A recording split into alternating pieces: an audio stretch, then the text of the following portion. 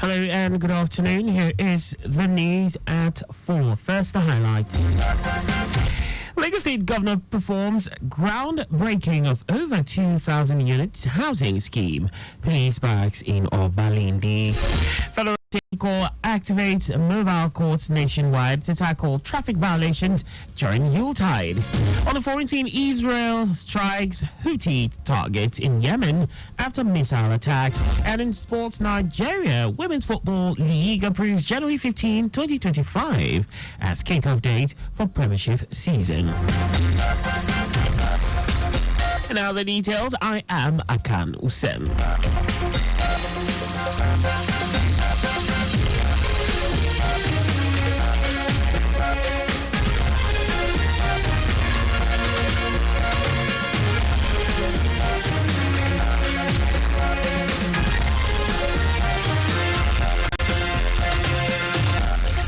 Lagos State Governor Babajide Sanwo-Olu has performed the groundbreaking of a 2,200-unit housing scheme for the police barracks at Obalindi. The proposed police housing estate in Ije, Obalindi, is expected to have 1, 2, 3, and 4-bedroom units with sewage tanks, street lights, car parks, and electrification plants, among others. Governor Sanwo-Olu said the project is part of the redevelopment and regeneration of the state, in line with his administration's Themes Plus agenda. This modern housing unit with future state-of-the-art facilities, which will offer comfort, safety, and a conducive environment for the men and their families. The development is a step forward in strengthening the morale and productivity of our security personnel, which will be able to ensure that they can focus on the critical role of safeguarding the citizens and the people of Lagos. Earlier, Inspector General of Police Kayode Egbetokun, who commended the Lagos State government for the initiative at boosting the morale of security personnel in the state, acknowledged that most police barracks across the country are in dilapidated condition because they were constructed over 50 years ago. Egbetokun expressed optimism that the new police housing units, which will be completed in the next 2 years, will motivate officers to serve Lagosians more efficiently. The construction of this new barracks, which groundbreaking ceremony is taking place here today in Lagos, is a testament to our commitment to providing our officers with a safe, comfortable, and modern living environment. This new facility will not only improve the welfare of our officers, but also enhance their ability to serve and protect our communities. Special advisor to the governor on EGIS, Olajide Babatunde, stated that 4,400 police officers evacuated from the demolished barracks have been compensated and relocated to safe abodes, pending when the project is completed. The Lagos State Resilience Office, LASRO, has organized a workshop for stakeholders from various sectors on food insecurity as a threat to human existence. In his address at the workshop, Lagos State Chief Resilience Officer Folayinka Dania said the Lagos Resilience Intelligence System, LIRS, is a critical tool. LRIS is a critical tool in the effort to enhance the state's resilience to potential risks. Dania, who was represented by an assistant director in the agency, Olufemi Dada, stated that the aim of the workshop is to primarily identify the factors that can affect food security in the state and how an early warning system can be put in place to ensure food is consistently available and accessible to Lagosians. He added that the workshop is an important step in ensuring that the system is informed by the expertise and experiences of stakeholders. Lagos Health District 4, in commemoration of World Diabetes Day, joined the State Ministry of Health as it flagged off Project 10 Million, an initiative of the Nigerian Governors Forum aimed at screening 10 million Nigerians for diabetes and hypertension. bearing in mind that diabetes and hypertension are known to be significant public health concern. Health District 4 organized a free medical outreach across its jurisdiction in Lagos Island, Surulere, Apapa, and Lagos Island. According to the Permanent Secretary, Health District 4, Abimbola Bowali, the purpose of the program was to create awareness and encourage people to come out for screening, to know their numbers and bring them under control. He informed that the awareness campaign is still ongoing across all the local government areas and general hospitals in Lagos, where free screening and health talks, tests and treatment were being administered to people who come out for the important exercise.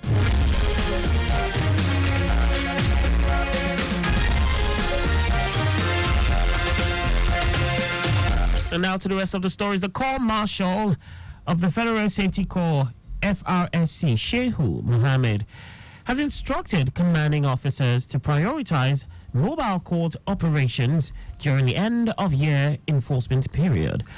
The strategic move aims to enhance the effectiveness of the FRSC's efforts to ensure road safety during the Yuletide season and beyond.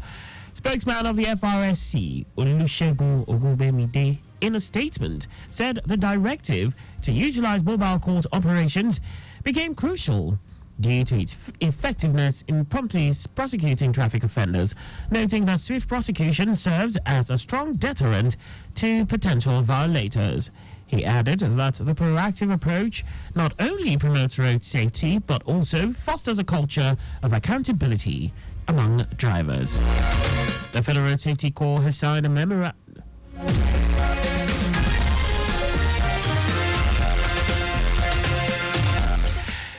The federal government has signed a memorandum of understanding with Robert Gordon University, Aberdeen, and the University of Strathclyde, Glasgow, to foster collaboration, information exchange, and technology transfer in Nigeria's oil and gas sector. The agreement, signed by the Minister of State for Petroleum Resources, Oil, Heineken Lupubiri, on behalf of the Petroleum Technology Development Fund, PTDF, marks a significant milestone in advancing local capacity in line with global best practices.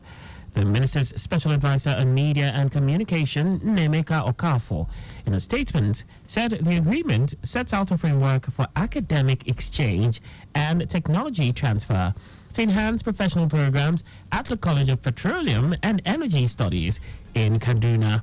Okafor added that this initiative aims to provide domestic training at the same global standards previously achieved abroad. Now to foreign news. Israel says its fighter jets conducted a series of strikes against military targets in Yemen belonging to the Iran-backed Houthi movement. An Israeli military spokesman, Rear Admiral Daniel Hagari, said the targets included Red Sea ports and energy infrastructure in the capital, Sana'a. Reports say 9 people were killed in the port of Salif and Ras Issa oil terminal, which are both in Hudaydah province. The strikes came hours after a missile fired from Yemen was intercepted over central Israel. The Houthis, who control northwestern Yemen, began attacking Israel and international shipping shortly after the start of the Gaza war in October 2023, saying they were acting in solidarity with Palestinians.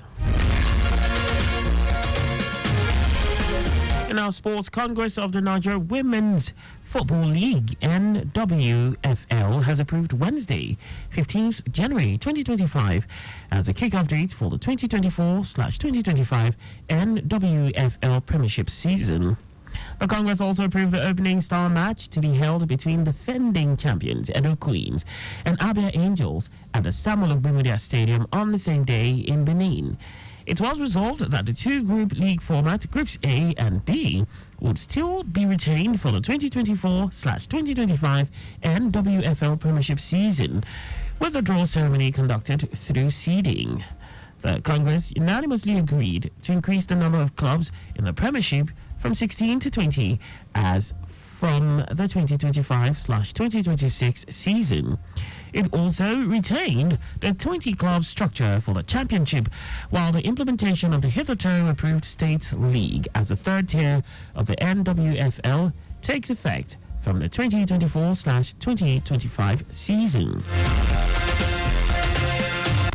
And that's all for the news at 4. Your vehicle is not a strong room. Always keep your valuables off the view of miscreants. You can follow us and like all our various social media platforms on X at Traffic Radio 961. Facebook, Lagos Traffic Radio 96.1 FM. Instagram, Lagos Traffic Radio 961. On YouTube, subscribe and watch us live on our channel, Traffic Radio 961. You can also visit our website on www.trafficradio961.ng. Did you know that under the Sanwo-Olu administration, 18,000 teachers were trained under Co-Excel? You can get more details on the Lagos State Government's website. To end the news are the highlights of the major stories. Lagos State Governor Babajide Sanwo-Olu has performed the groundbreaking of a 2,200-unit housing scheme for the police barracks at Obalende. The Corps Marshal of the Federal Safety Corps, FRSC, Shehu Mohammed, has instructed commanding officers to prioritize mobile court operations during the end-of-year enforcement period.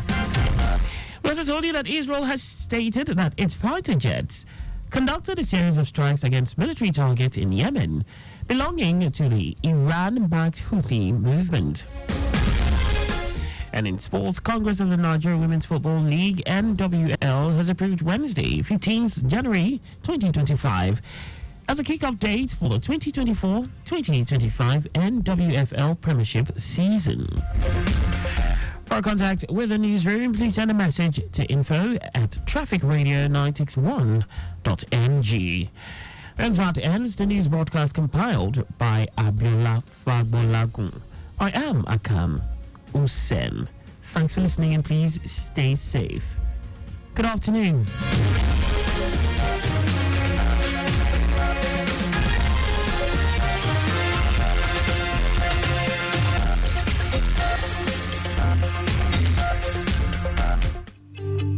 Timeliness begins with the letter T. We strive to maintain timeliness in disseminating information to our listeners, and that is why we are reliable. Being the most reliable radio station, providing